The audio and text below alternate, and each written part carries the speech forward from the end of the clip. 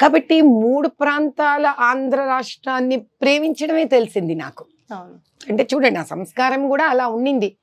ఏది తెలంగాణ ఎక్కువ తక్కువ అని, ఆంధ్ర ఎక్కువ తక్కువ అని, రాయలసీమ ఎక్కువ తక్కువ అని ఎలా అనుకుంటా, మా అమ్మ మా నాన్న నేను పెరిగింది, ఎవరెక్కువ నాకు ఎవరు తక్కువ చెప్పండి. ఈ విధంగా రాష్ట్రాన్నంతా ప్రేమించగలగడం. ఇప్పుడు రాష్ట్రాన్నంతా ప్రేమిస్తే మీరు తెలుగుని ప్రేమిస్తారు, భూమిని ప్రేమిస్తారు.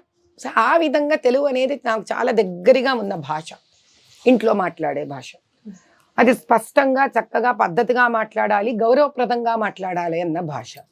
సో మా ఇంట్లో భాష మృదుత్వం కూడా చాలా ప్రాముఖ్యతను తీసుకుంది.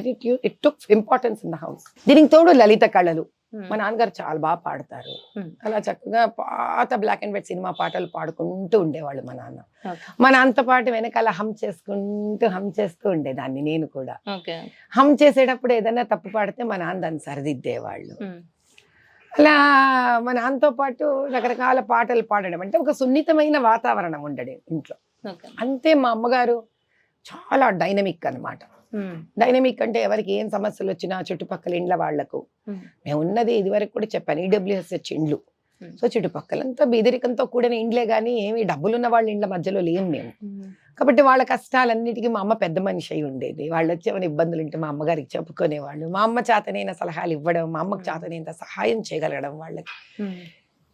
ఇలా బహుశా ఒక సమాజానికి సేవ చెయ్యాలనే దృక్పథం వాళ్ళ జీవితంలోనే జీర్ణించుకుపోయిన ఇద్దరు వ్యక్తులు వాళ్ళు నా తల్లిదండ్రులు అవ్వడం, వాళ్ళ మధ్యలో నేను పెరగడం, కష్టాలను కూడా చూడడం, మధ్యతరగతి కుటుంబంలో ఇబ్బందులు తెలుసుకోవడం.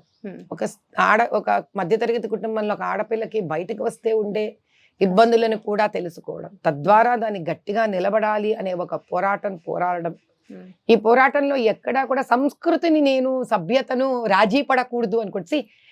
These are too many things. ఒక వ్యక్తి జీవితంలో ఇన్ని నిబంధనలను, ఇంత పద్ధతిగా పెరగాలి అంటే నిబంధనని ఒక రకంగా మంచి నేర్చుకోవడం నిబంధన, కావలసినట్టు విచ్చలవిడిగా ఉండగలడం ఒక రకమైన స్వేచ్ఛ.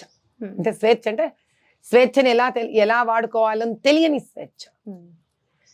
ఇవన్నీ కూడిన జీవన విధానంలో ఇన్ని ఏండ్లు గడిచిపోయాక ఈ మాత్రం జీవితం గురించి మాట్లాడగలగడం ఒక గొప్ప విషయం అని నేను అనుకోవట్లేదు.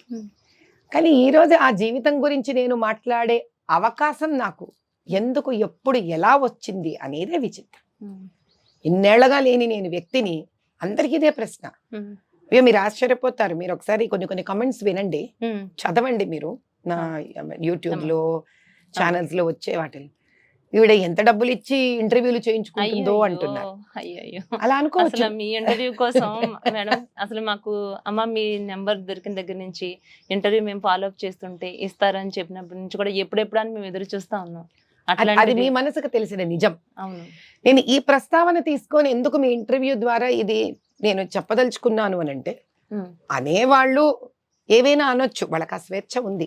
కానీ ఈ విషయంగా నేను క్లారిటీ ఎందుకు ఇవ్వదలుచుకున్నానంటే, ఒక వ్యక్తి ఒక మంచిని గుర్తించేదానికన్నా ముందు లేని అసత్యాన్ని కనుక నిజం చేస్తున్నారనుకోండి, దానికి మనం స్పందించలేదనుకోండి, ఆ అసత్యమే నిజమైపోతుంది అనేది చరిత్ర చాలా సార్లు నిరూపించింది.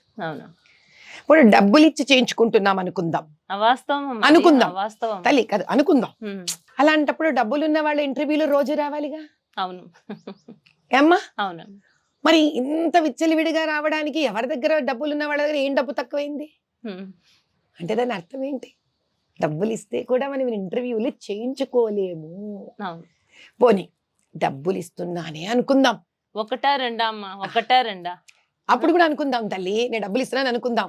డబ్బులైతే ఇవ్వగలను కానీ మాట్లాడగలగడం ఏం చేయగలను? అది డబ్బులు ఇస్తే నాకు రాదుగా. నా జీవితానుభవాలు ఈరోజు డబ్బులు ఇస్తే 49-50 ఏళ్ల వెనక జీవితానుభవము నేను డబ్బులు ఇస్తే సంపాదించలేనుగా.